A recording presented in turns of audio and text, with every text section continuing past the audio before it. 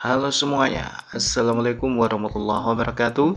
Selamat datang kembali di channel Kuliah-Kuliahan, ruang pelarian di mana kita bisa belajar banyak hal.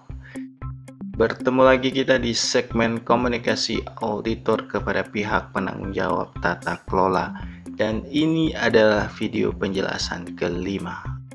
Seperti apa penjelasannya? Mari kita simak bersama-sama.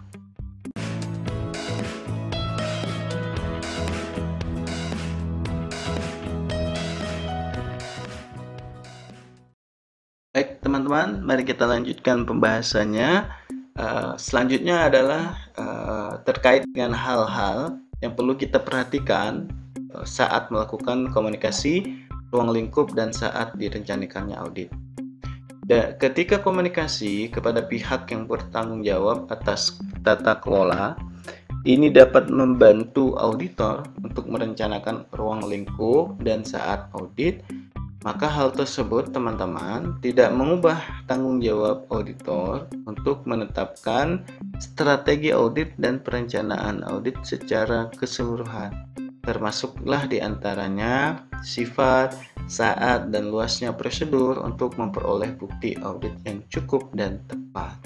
Di paragraf ke-16 teman-teman, bahwa di kehati-hatian itu kita sangat perlukan untuk dalam hal berkomunikasi dengan pihak yang bertanggung jawab. Tentang apa? Misalnya tentang ruang lingkup dan saat direncanakan atas audit.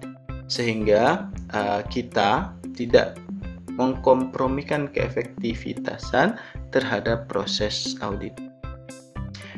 Maksudnya di sini teman-teman bahwa efektivitas audit itu menjadi aturan nomor 1 yang harus kita penuhi, jadi rule number 1. Jadi jangan sampai karena ketidakhati-hatian kita proses audit menjadi tidak efektif dan tidak efisien, sehingga mahal untuk dari segi perhitungan biaya lebih mahal dari fee yang harusnya kita terima. Nah, terutama terkait dengan apa? Terutama terkait dengan beberapa atau semua pihak yang bertanggung jawab atas tata kelola dan juga dilibatkan dalam mengelola entitas. Nah, di SA 240 tahun 2021, tanggung jawab auditor terkait dengan kecurangan atas audit laporan keuangan itu di mana? Nah, pihak yang bertanggung jawab atas tata kelola, kecuali nih di paragraf 21 nih dinyatakan, kecuali semua pihak yang bertanggung jawab atas tata kelola terlibat dalam pengelolaan entitas, maka auditor, kita sebagai auditor harus memperoleh pemahaman tentang sebagaimana pihak yang bertanggung jawab atas tata kelola tersebut. Kemudian bagaimana nanti temuan akan diidentifikasi, lalu bagaimana akan merespon risiko kecurangan yang mungkin terjadi, teman-teman. Nah, ini dikecualikan juga di paragraf 22 itu terkait dengan semua pihak yang bertanggung jawab atas tata kelola dalam pengelolaan entitasnya. Maka auditor harus mewawancarai pihak yang bertanggung jawab atas tata kelola untuk menentukan apakah mereka ini memiliki pengetahuan mengenai setiap kecurangan yang aktual, diduga atau dicurigai yang berdampak pada entitas. Sementara itu teman-teman, di SA 250 terkait dengan pertimbangan peraturan perundang-undangan dalam proses audit atas laporan keuangan, di paragraf 15 ini dinyatakan bahwa kita sebagai auditor harus melaksanakan prosedur audit berikut beberapa ini untuk dalam rangka membantu kita dalam mengidentifikasi adanya ketidakpatuhan terhadap peraturan perundang-undangan yang berlaku.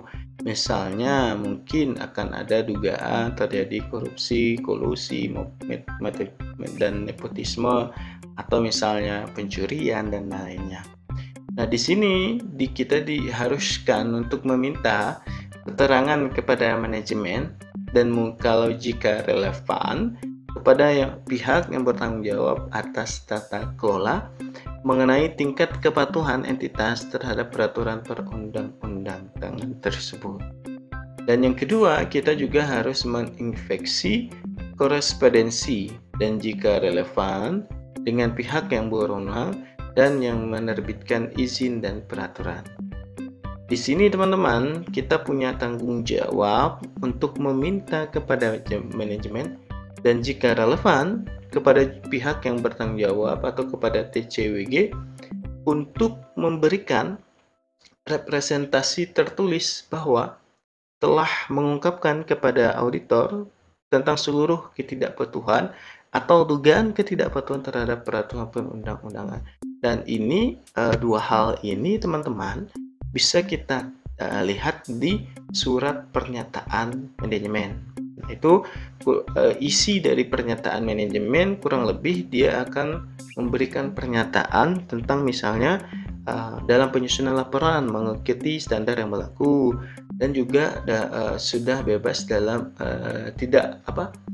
penyusunan laporan keuangan sudah diungkapkan, data yang diungkapkan adalah benar dan sudah misalnya tidak ada pelanggaran terhadap peraturan perundang-undangan yang berlaku. Nah, jika ini kita temukan dalam surat pertanggungjawaban manajemen, nah ini sedikit menambah keyakinan kepada auditor, teman-teman. Nah, lalu di SA 560 juga setelah peristiwa tanggal pelaporan, kita harus melaksanakan prosedur yang harus dilakukan. Sehingga periode dari tanggal laporan sampai kepada tanggal laporan audit atau periode terdekatnya itu dapat dicapai. Kita sebagai auditor mempunyai tanggung jawab untuk mempertimbangkan teman-teman penilaian risiko auditor dalam menetapkan sifat dan luas dari prosedur audit, teman-teman. Dan dalam representasi di paragraf A7 dan A8, kita sebagai auditor meminta keterangan dari manajemen. Nah, ini bisa dalam bentuk surat pertanggungjawaban manajemen. Dan kita juga bisa meminta risalah rapat. Nah, kalau ada tentang apa, misalnya tentang pemilik, tentang manajemen, dan pihak dari TCWG. Dan apakah misalnya bahwa rapat itu akan dilakukan setelah tanggal pelaporan. Jadi kita bisa minta bukti dokumentasinya lebih dulu, teman-teman.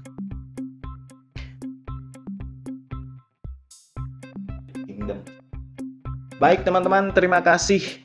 Demikian penjelasan saya kali ini. Mudah-mudahan bisa menjawab dari keingintahuan teman-teman semuanya. Sampai bertemu di video-video saya selanjutnya. Jangan lupa like, komen, dan subscribe serta share agar yang lain bisa tahu. Bye-bye.